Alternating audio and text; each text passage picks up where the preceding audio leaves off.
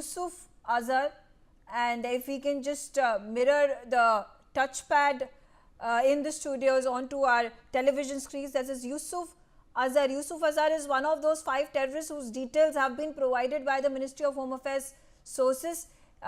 He is one of the many Jaish-e-Mohammed terrorists that is wanted for the Kandahar hijacking case that happened. He was involved in training modules, in training youth, in procuring weapons from Afghanistan and infiltrating them into India. That's the man that we are talking about.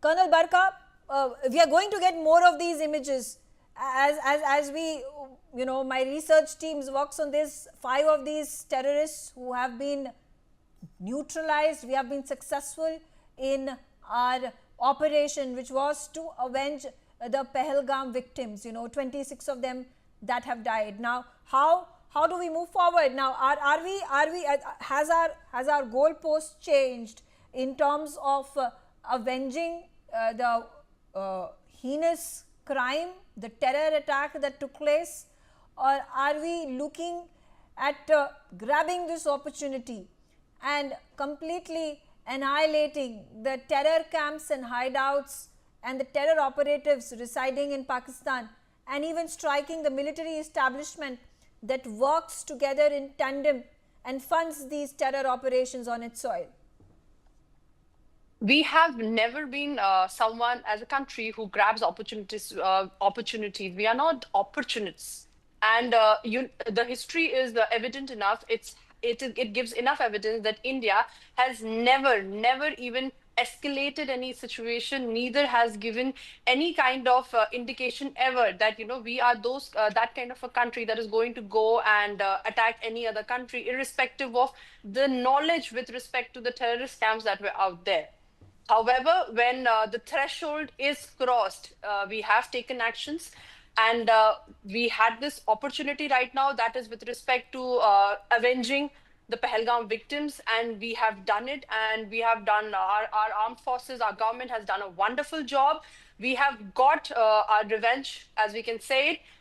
After that, and we are a country and an army that is actually very high on morale, and we have this code of conduct that we do not kill innocents, we do not kill civilians. Pakistan did not follow it. Pakistan actually killed our civilians. We lost 20 plus people, 50 plus injured. They attacked our civilian areas. They attacked a mosque, a gurdwara. They attacked a church.